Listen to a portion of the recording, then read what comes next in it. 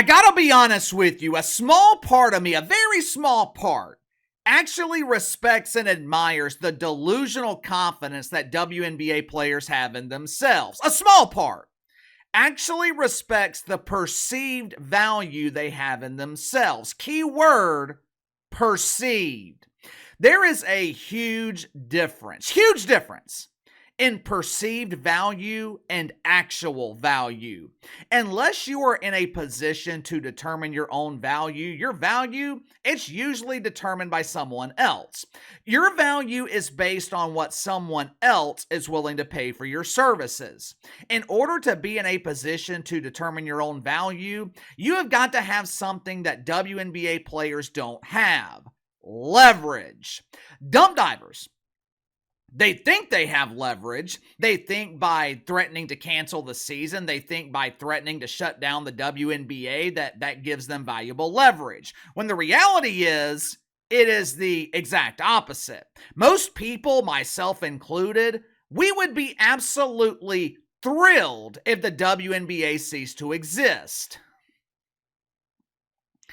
Last night, the WNBA Players Union, also known as the Solid Waste and Recycling Division of the Teamsters Union, last night, the WNBA Players Union, they announced that they were opting out of the current collective bargaining agreement. They had until November 1st to make this decision, but being the starving minimum wage earners that they are, WNBA players, they decided to take the initiative to opt out 2 weeks early.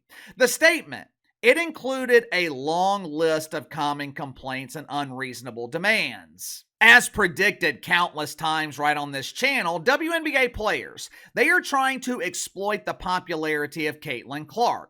They are presenting this myth that the entire WNBA is popular, the entire WNBA is in the mainstream, instead of presenting the reality that it's just one player.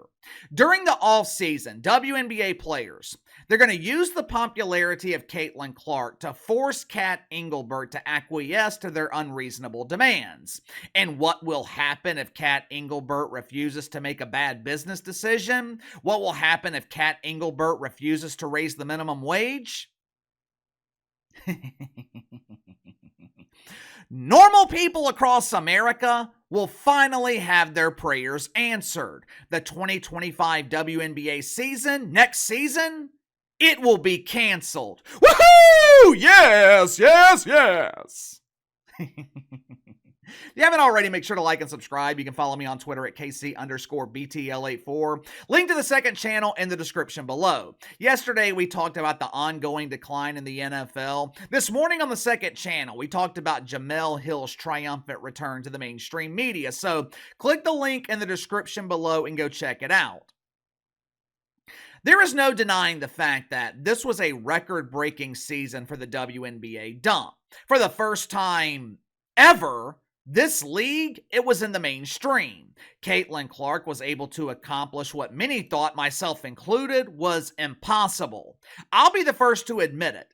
I did not think Caitlin Clark would be able to elevate the WNBA. At least not to the level that she did, but to her credit, that is exactly what she accomplished. But here's the thing.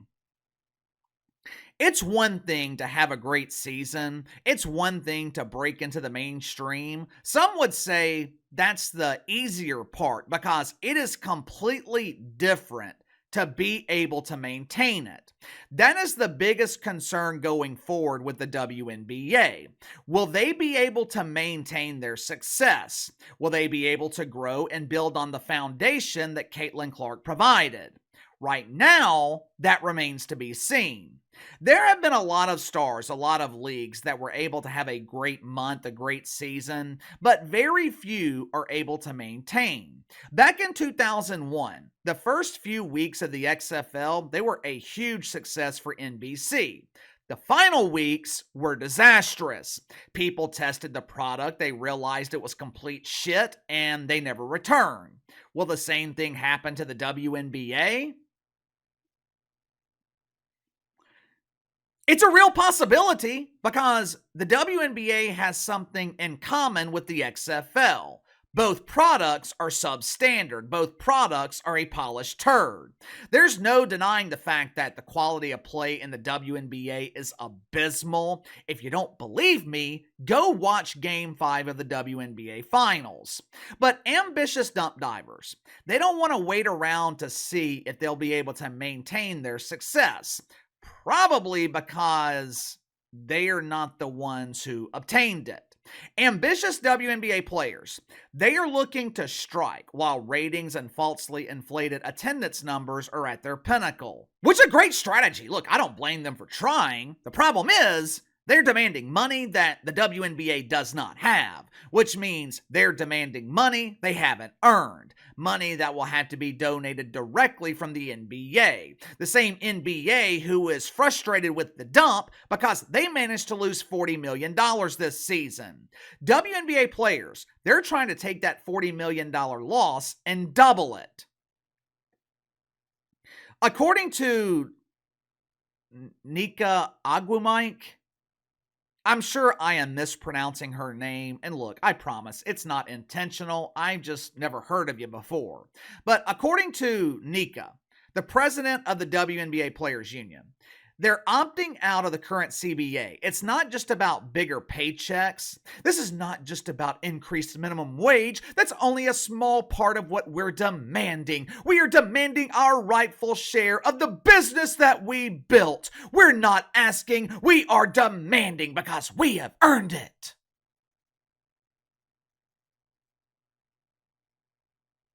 What? Excuse me? The business you've built? Unlike Donald Trump, I did not receive a degree from the Wharton School of Business, but I don't need a fancy degree to know that the WNBA is not a business. Correct me if I'm wrong here. Primary goal of a business is to turn a profit, right? A business can't exist unless they're profitable. Otherwise, they would be out of business.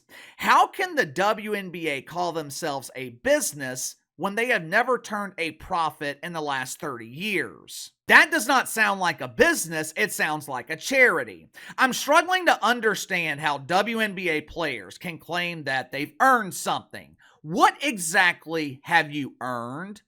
This dump just had the best season of its existence. It was a record-breaking year in the WNBA. But what WNBA players are conveniently leaving out, it was also a record-breaking year in financial losses. Of course, the players, they don't care about those financial losses. Hell, they're not paying the bills. The only thing they care about is their demands. WNBA players are demanding higher salaries, improved working conditions, meaningful benefits, and a fully professional league. By improved working conditions, I'm assuming they want NBA owners to invest in practice facilities. So WNBA teams no longer have to share the court with the local rec league at the YMCA. When they say meaningful benefits, they are demanding childcare and family planning. Now, the way I understand it, WNBA players, they want NBA owners to pay for daycare. Since most of these delusional divas think they're stars, I would imagine that they don't want their child staying in regular daycare. I would imagine that they are demanding private nannies. The most revealing comment, it came from Kelsey the plumber. Now, I didn't know this, but Kelsey, she appears to have 3 jobs. I knew about 2 of them. I knew she was a full-time plumber and a part-time pretend basketball player, but I didn't know about the 3rd job as the vice president of the Players Union. Kelsey the plumber revealed the foundation of these demands. With one remark, Kelsey showed the true delusion of WNBA players. She showed that these negotiations would not be based in logic. They wouldn't be based in common sense. These negotiations, they would be based on equity. The players want an equity-based model that grows and evolves with the league's increased business success.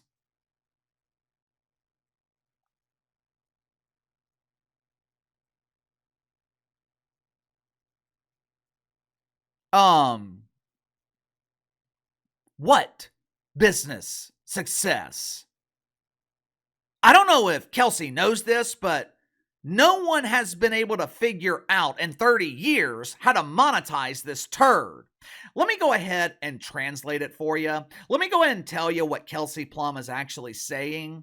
WNBA players are demanding increased resources and money they haven't earned. WNBA players are making unreasonable demands that the WNBA can't afford. Hell, this dump can't afford the minimum wage salaries that they're currently paying you. I am telling you right now, and this is pure speculation on my part, but do not be surprised if players demand $1 million salaries. It's coming, and the WNBA can't afford it. This is what happens when you allow entitlement to go uncontrolled. This is what happens when you breed delusion. This is what happens when you have a commissioner that is afraid to stand up to their players. And I'm talking about both commissioners, Kat Engelbert and Adam Silver. And look, it's not just them. Mainstream media is partially responsible for this false sense of entitlement in the WNBA. In this report from ESPN, the writer of the article says the WNBA just signed an historic television deal worth over $200 million a year.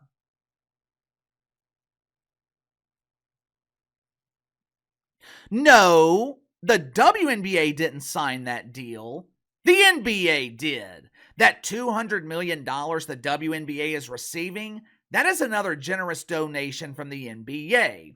No network in their right mind would make that kind of investment in a television property that's unproven. There's absolutely no way to justify the NBA giving into these unreasonable demands. Remember what I told you guys this past weekend? NBA owners, they are pissed. NBA owners are tired of dumping hundreds of millions of dollars into this financial abyss. I would imagine some NBA owners, they are pressuring Adam Silver to pull out of the WNBA charity. That report, it was not released 3 months ago. It was released 3 days ago. And 72 hours later, WNBA players come out and issue a list of unreasonable demands to NBA owners? I have been telling you guys for years, the biggest threat to the future of the WNBA, it is the players. What we are seeing right now, what we saw throughout this season, that is exactly what I'm talking about.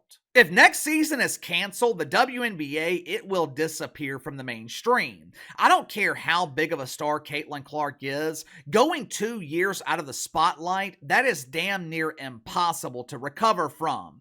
And to make matters worse for Kat Engelbert, WNBA players, they do have a little bit of leverage when it comes to a labor strike. Unrivaled. It starts in January, the newest pretend basketball league. Some players, they can financially afford to go on strike because they'll still be making money. Not to mention the money they can make overseas. Make no mistake about it. This is a very real threat to the future of the WNBA. I don't think the players are fucking around. I think they're serious.